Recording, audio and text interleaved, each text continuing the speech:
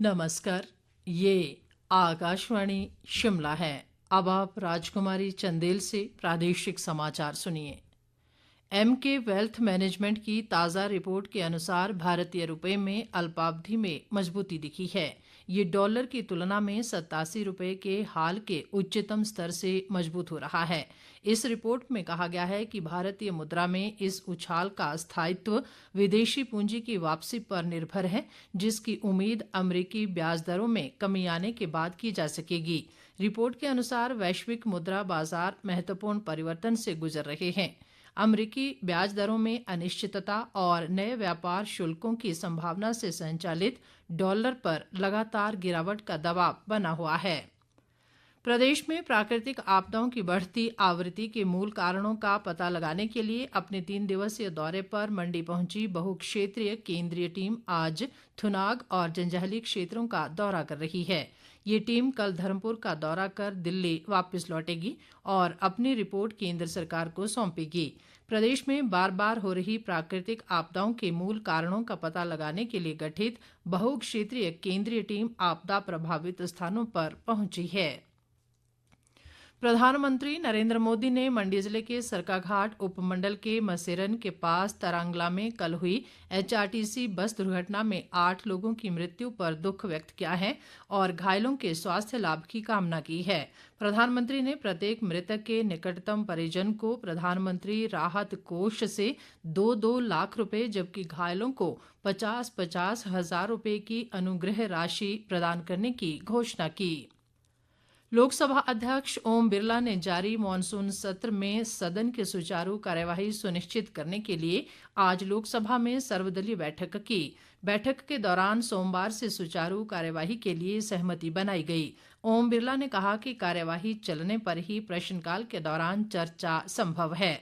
बैठक में अन्य दलों के अलावा Bharatiya Janata party, Congress, Samajwadi party, Janata Dal United और तृणमूल कांग्रेस के नेता मौजूद थे।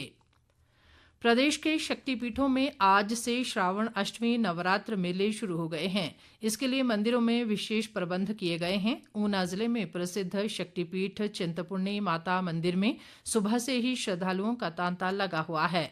इस मौके पर लोगों ने मां के समक्ष शीश नवाया और सुख समृद्धि की कामना की। देहरा के विधायक कमलेश ठाकुर ने भी मंदिर में मां के दर्शन किए। मंदिर के पुजारी संदीप कालिया ने बताया कि 1 अगस्त को दुर्गा अष्टमी मनाई जाएगी। माँ चिंतपूर्णी का श्रावण का मेला हर वर्ष श्रावण शुक्ल प्रतिपदा से प्रारंभ होकर श्रावण शुक्ल नवमी तक मनाया जाता है। इस बार ये चिंतपूर्णी का मेला 25 जुलाई से प्रारंभ होकर 3 अगस्त 2025 तक मनाया जाएगा। आज श्रावण शुक्ल प्रतिपदा है। मंदिर को प्रातः ही 3 बजे भक्तों के दर्शनों के लिए खोल दिया गया है। दुर्गा अष्टमी है वो 1 अगस्त 2025 को मनाई जाएगी। सरकारी स्कूलों में अब प्रवक्ता 6ठी से 10वीं तक की कक्षाओं को भी पढ़ाएंगे। स्कूल शिक्षा निदेशालय ने भर्ती व पदोन्नति नियमों का हवाला देते हुए सभी स्कूलों को इस संबंध में निर्देश जारी कर दिए हैं। विभाग ने सभी प्रधानाचार्यों को इन निर्देशों का सख्ती से पालन करने को कहा है। आदेशों में स्पष्ट किया गया है कि स्कूल के प्रधानाचार्यों को अपनी आवश्यकता और विषय विशेषज्ञता के अनुसार अध्यापकों को कक्षा आवंटित करने का अधिकार है। प्रधानमंत्री नरेंद्र मोदी 27 जुलाई रविवार सुबह 11 बजे आकाशवाणी पर मन की बात कार्यक्रम में देश विदेश के लोगों के साथ अपने विचार साझा करेंगे। ये मासिक रेडियो कार्यक्रम की 124वीं कड़ी होगी। ये कार्यक्रम आकाशवाणी और दूरदर्शन के पूरे नेटवर्क, आकाशवाणी समाचार वेबसाइट और news on AIR mobile app पर प्रसारित होगा। प्रदेश में मानसून का दौर धीमा पड़ गया है और पिछले 24 घंटों के दौरान कुछ स्थानों पर हल्की वर्षा हुई है। मौसम साफ होने से आपदा प्रभावित क्षेत्रों में राहत व बचाव कार्यों में तेजी आई है। मौसम विभाग ने 27 से 29 जुलाई तक कई जिलों में येलो अलर्ट जारी किया है।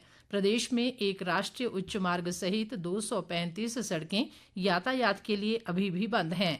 इसी प्रकार 56 बिजली ट्रांसफार्मर और 139 पेयजल योजनाएं बाधित हैं।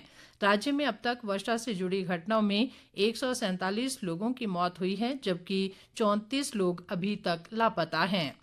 इसी के साथ ये समाचार बुलेटिन समाप्त हुआ। हमारा अगला बुलेटिन आप सुन सकते हैं 6:30 बजे। नमस्कार।